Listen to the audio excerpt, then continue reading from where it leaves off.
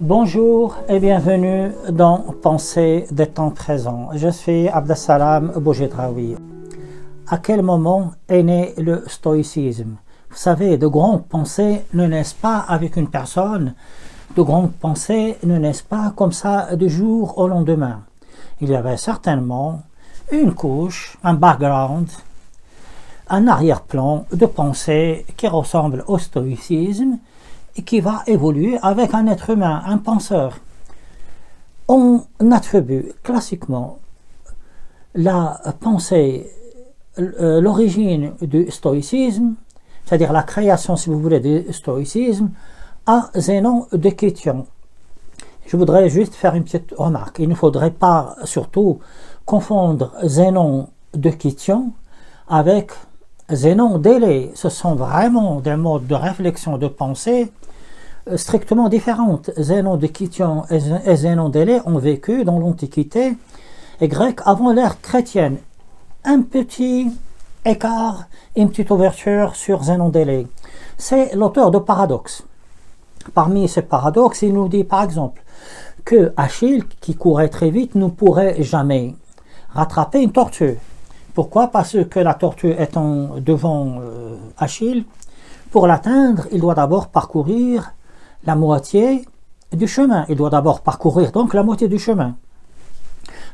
La tortue, elle, parcourra un tout petit morceau de chemin. Il lui reste donc une autre moitié. Il doit d'abord parcourir cette moitié, ensuite l'autre moitié, c'est-à-dire qu'avant d'atteindre la tortue, il y a toujours une moitié du chemin, si vous voulez, qui lui reste à parcourir. De ce fait, jamais il ne va atteindre cette tortue. Il va extrapoler ce raisonnement sur une flèche. Il nous dit une flèche ne va jamais atteindre son but. Pourquoi? Parce que la flèche est lancée, disons, par le meilleur des archers. Elle aura d'abord, supposons que la cible est à 20 mètres, elle doit d'abord parcourir 10 mètres. Après, il lui reste 5 mètres à parcourir, après 2 mètres et demi, etc., etc. Donc une flèche ne va jamais atteindre sa cible. C'est vraiment un esprit rotor, c'est un esprit quelque part malhonnête. Pourquoi? Parce qu'il n'a pas été suffisamment malin pour servir lui-même de cible et qu'il reçoive cette flèche. On verra bien si cette flèche va le transpercer ou non. Je ne dis pas ça dans un esprit méchant, des chiches, Zénon d'Élée meurt sous cette flèche. Pas du tout mon état d'esprit, jamais je ne réfléchirai comme ça. Pourquoi cette flèche, là je fais toujours une petite ouverture, n'atteint jamais sa cible selon Zénon d'Élée? Parce que Zénon d'Élée est tellement rotor qu'il va à chaque fois arrêter le temps. Il nous dit, ben écoutez, la flèche va parcourir des 10 mètres, il lui reste encore des autres mètres, la moitié donc. Il dit, on arrête le temps. Et la flèche, arrête-toi. Puis après, on lui demande de parcourir juste 5 mètres, la moitié qui reste, et d'arrêter. C'est comme le truc là, la course d'Achille vers la tortue. Zénon va nous dire, ben écoutez, il va dire à Achille, tu parcours 10 mètres, il lui reste par exemple 20 mètres, tu parcours 10 mètres et tu t'arrêtes. Après tu parcours la moitié de ce qui te reste, tu t'arrêtes. Il arrête à chaque fois le temps. On ne peut pas arrêter le temps parce que la flèche, une fois qu'elle est lancée, elle ne s'arrête pas. Une fois que Achille est lancé, elle ne va pas s'arrêter. Donc, voyez-vous, pourquoi je vous donne ça?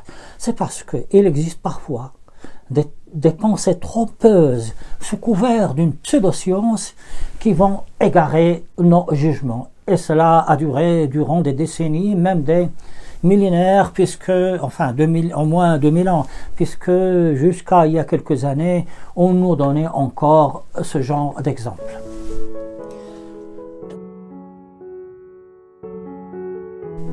Mais revenons à Zénon de Kition, le supposé créateur du stoïcisme. C'était quelqu'un qui, lorsqu'il donnait des cours à ses disciples, se tenait sous un portique ou bien à côté d'un portique. Portique en grec veut dire stoa, d'où le terme de stoïcisme. Vous savez, du reste, il y a beaucoup d'objets, beaucoup de lieux qui ont porté le nom où se tenait le philosophe. Hein. Bon, ça, on le verra peut-être une autre fois. Malheureusement, on a perdu une grande partie des œuvres de Zénon de Kition. Tout ce que l'on sait. Cela nous est arrivé par bribes, par des gens qui écrivaient l'histoire de l'époque. On sait que dans la pensée de Zénon de Kition, il y avait déjà les grandes lignes du stoïcisme, à savoir la grande nature, nous verrons ça la prochaine fois, et l'adaptation de l'homme à cette grande nature qu'on appelle aussi cosmos. Classiquement, on découpe, c'est réellement quelque chose d'arbitraire, hein, bon, en stoïcisme ancien, stoïcisme moyen et stoïcisme tardif. Une grande partie des auteurs des deux premiers stoïcismes sont perdus. On n'a pas leur texte. On ne peut pas former un corpus pour exposer leurs pensées. C'est pas possible. Par contre, le stoïcisme tardif, nous avons au moins 3 auteurs. Et c'est vraiment 3 grands auteurs. Parmi ces auteurs, nous avons Épictète, Sénèque et Marc Aurèle. La chose est très intéressante. Pourquoi? Parce que ce sont des personnes qui appartiennent à des classes sociales différentes. Épictète était un esclave, tout simplement, tout banalement. Sénèque était un ministre et Marc Aurèle un empereur. On peut donc dire que Épictète, qui était esclave, subissait les affaires. Il ne pouvait pas y participer, il subissait les affaires. Tandis que Sénèque était aux affaires, puisqu'il était conseiller ou ministre, un équivalent. Tandis que Marc Aurèle, lui, créait et gérait les affaires. Voyez-vous, 3 personnes de conditions sociales différentes, dont l'un était vraiment de très basses conditions, tous les 3 vont concourir à une grande philosophie. Vous voyez, de nos jours, ça ne peut pas exister. Quelqu'un qui est esclave reste esclave, est certainement pas un philosophe. Et si de nos jours, quelqu'un de basse condition, d'aventure, voulait réfléchir, ben, tout le monde va l'écraser. Par les médias, les philosophes eux-mêmes vont l'écraser. Vous savez, les philosophes, ils nous disent, ils nous parlent de tolérance, mais quand il s'agit de dénigrer les autres, ben, ils sont plus tolérants, pardon. Quoi qu'il en soit, donc 3 grands philosophes. Il ne faut pas croire, parce que ces 3 grands philosophes de conditions différentes et parfois de basses conditions, il ne faut pas croire qu'il s'agit là de démocratie. Il ne faut pas extrapoler nos pensées de maintenant sur la pensée et l'époque stoïcienne. Il ne faut pas dire, voyez-vous, c'est la démocratie, etc. Non, ce n'était pas ça du tout. Les choses sont venues naturellement, parce qu'avec le stoïcisme, il n'y avait pas de différence entre les êtres humains. Cela fait partie de leur mode de pensée. Tout ce qui vient de la nature, ça nous verrons ça la prochaine fois. Tout ce qui vient de la nature doit être accepté. C'est une pensée en avance sur son époque.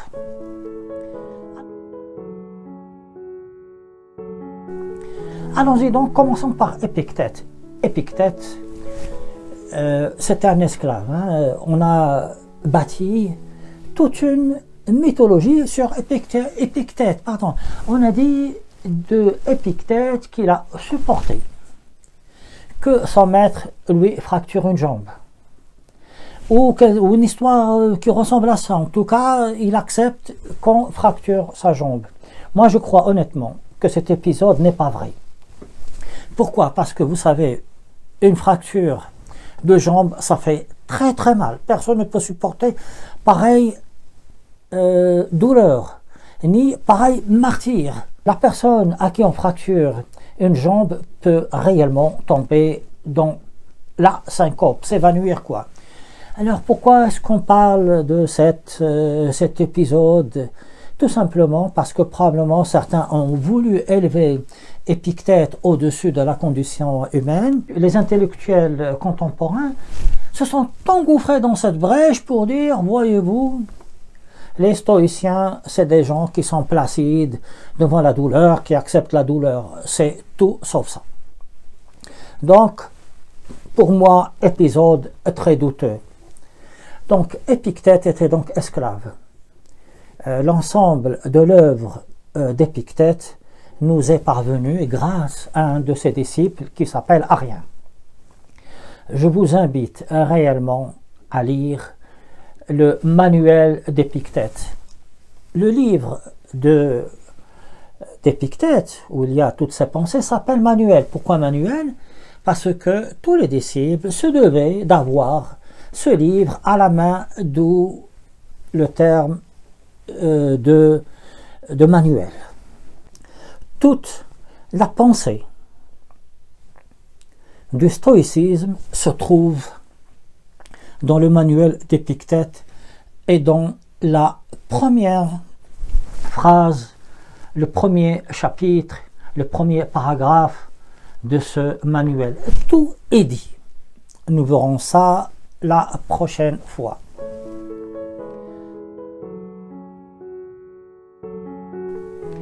Donc, Épictète, esclave avec son manuel. À côté de lui, il y a bien évidemment Sénèque. Sénèque, c'était quelqu'un qui fréquentait les grands du fait de sa position. Il était précepteur, ensuite, il était conseiller au ministre, c'est un grand poste, du redoutable Néron.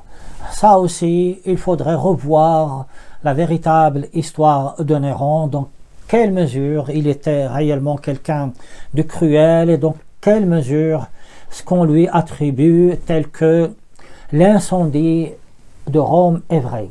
Quoi qu'il en soit, Sénèque donc était bien placé, contrairement à Épictète qui lui était esclave. On doit à Sénèque ces fameuses lettres qu'il va adresser à quelques grandes personnalités. Honnêtement, ce sera surtout Épictète et Marc Aurèle qui vont nous servir dans notre démarche pour connaître ce que c'est que le stoïcisme.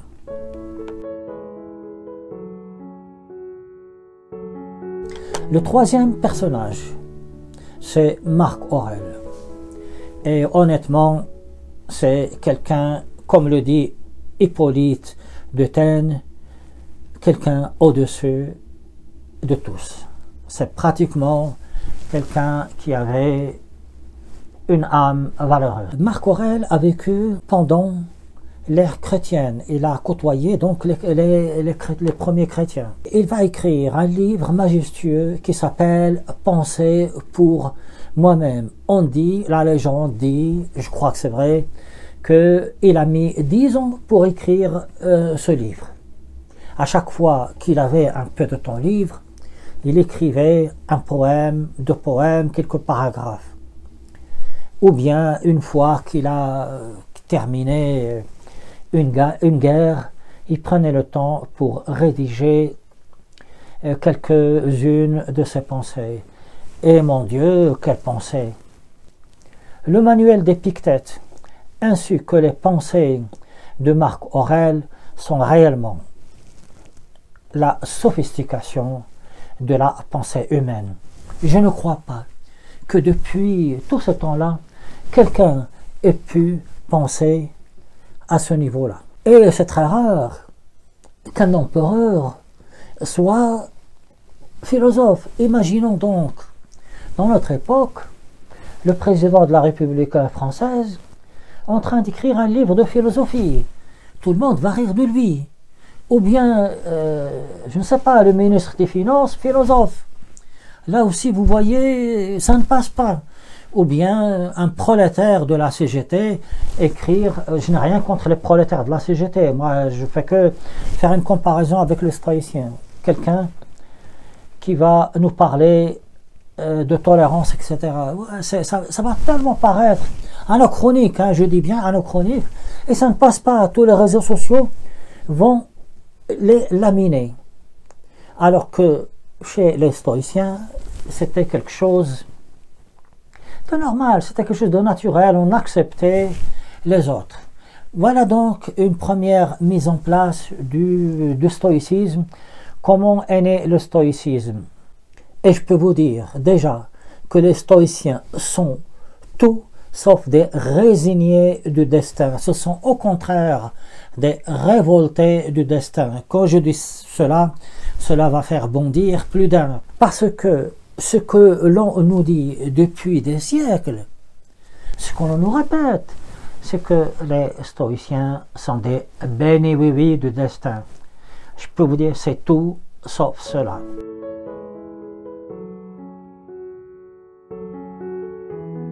prochaine vidéo, qu'est-ce que c'est que le stoïcisme? La vidéo qui viendra après, je vous montre pourquoi les stoïciens ne sont pas des béni-oui-oui ni des résignés du destin. D'ici là, je vous dis au revoir et à bientôt et merci pour votre patience et votre écoute.